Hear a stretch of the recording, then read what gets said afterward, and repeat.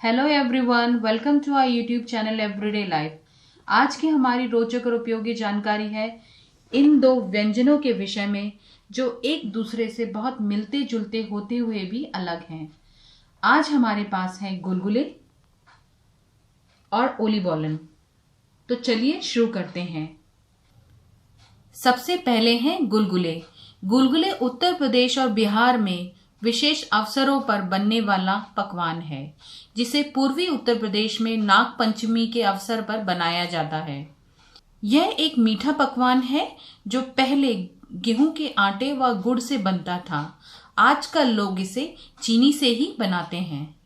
गुलगुले बनाने के लिए गुड़ को पानी में घोलते हैं और फिर उसी घोल से आटा गूंथा जाता है और स्वाद बढ़ाने के लिए सौंफ भी डाली जाती है। इसके बाद गूंथे हुए आटे को खमीरा उठाने के लिए कुछ घंटों के लिए रख दिया जाता है। बाद में खमीरा उठे आटे को छोटे या बड़े गोल के रूप में तल लिया जाता है, जैसे कि ये आपके सामने है। हम अपने घर में जिस सामग्री से गुलगुले बनाते हैं वह आपको स्क्रीन पर दिख रही होगी। हम मीठे सोडे की जगह ईस्ट डालते हैं, जिसके कारण गुलगुलों में अच्छी जाली बनती है तथा वह नरम भी होते हैं, जैसा आप देख रहे होंगे। गुलगुलों को बनाना बहुत आसान है और ये खाने में बहुत ही स्वादिष्ट लगते हैं। आज का दूसरा मीठा पकवान है ओली बोलन, जो एक डच यानी कि नेदरलैंड्स का परंपरागत पकवान है, जिसे विशेष तौर पर क्रिसमस और नए साल के अवसर पर बनाकर खाया जाता है। ओली बोलन का अर्थ है तेल की बॉल और इसको डच डोनट भी कहा जाता है। इसे भी गुलगुले की तरह ही बनाया जाता है।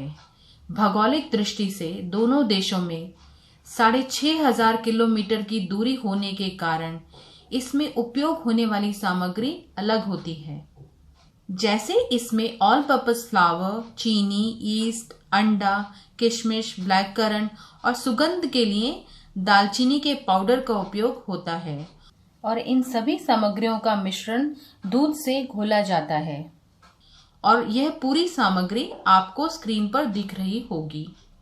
और ओली बोलन को तेल में तलने के बाद इस तरह से चीनी का पाउडर छिड़क कर परोसा जाता है। ओली बोलन और गुलगुलों को बनाने का तरीका लगभग एक जैसा ही है। इसको बनाने के लिए आपको YouTube पर बहुत से अच्छे वीडियो मिल जाएंगे।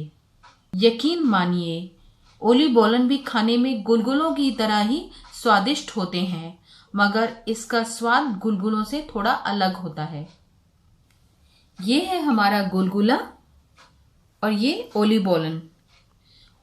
ओली बोलन में ईस्ट का उपयोग वहां के ठंडे मौसम की वजह से अनिवार्य था, जो गुलगुले के लिए बिल्कुल भी आवश्यक नहीं है।